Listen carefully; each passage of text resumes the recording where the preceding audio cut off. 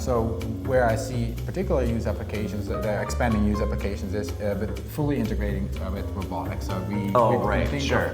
of more kind of automated robotic systems. Let's go!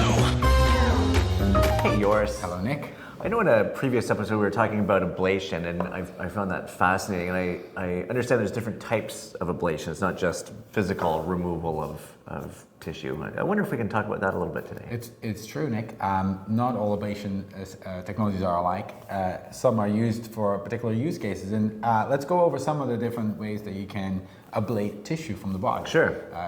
So one of these, the ways to think about this is that you can use heat or cold, like thermal ablation. Heat or cold. Yeah. Okay. Heat or cold. Yeah, So that makes sense, I guess. Typically, radio frequency ablation, that is heat that eventually generates heat, and cryoablation generates a very cold temperature, and that can both be used to get rid of a piece of tissue. Okay. There is something called microwave ablation, which is hitting larger zones. Sometimes, so it can be used to, eliminate a larger tissue from the body. Right.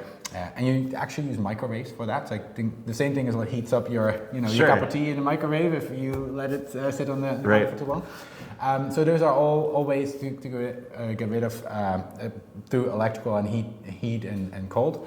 Then there is something that's called chemical ablation. Chemical ablation, of course, right. Chemical ablation. So you can inject a chemical that would just eliminate a tissue. So a good example is in liver cancer. Right. They can ablate part of the liver with ethanol injection. Oh my gosh, interesting. And you can also use ethanol for particular heart conditions, where you ablate a part of the heart because it's overactive, for example, with an injection of some kind of a compound that obviously those cells don't like and they die. Sure.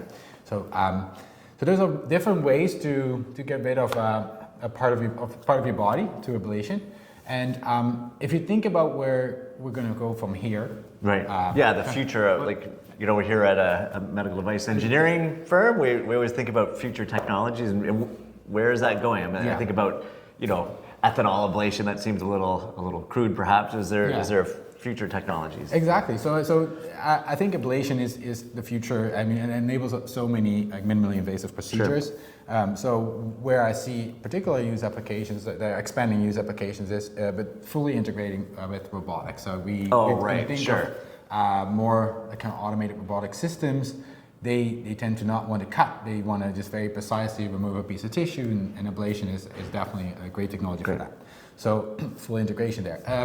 The other part of ablation that I think that where we see a lot of technological advancements is with AI-driven ablation. Absolutely. Yeah, add a robot into the mix. The next step, obviously, AI. Yeah, the next step, or even when a surgeon is still involved and you would go in to do the procedure, to get direct feedback from an AI guide to say, hey, have I removed the right tissue? Have I cut deep enough? Is the whole tumor removed from the body? Absolutely. Identification, right? Because the key with ablation is cutting out that tissue and making sure you've got the right or enough or not too much. Exactly. AI is a wonderful tool, I would imagine. Yeah, exactly.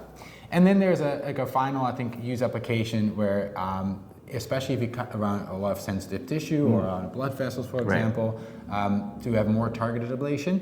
So you can use magnetic nanoparticles or some kind of other nanoparticles that target the tissue and can later on be activated to ablate the tissue that you would like to ablate without actually damaging the tissue that you do not want to ablate. So amazing. Very, very specific removal of tissue. Mm-hmm. Yeah, and presumably you could even use antibody labeling or something, perhaps. Exactly. There's a lot of different nanoparticles that are being developed for this targeted ablation, and I think that's where we're going to see a lot of innovation as well. Yeah, very cool. Can't wait for the future. Well, thanks very much for that. Thanks, Nick. Have a great day. Have a great day.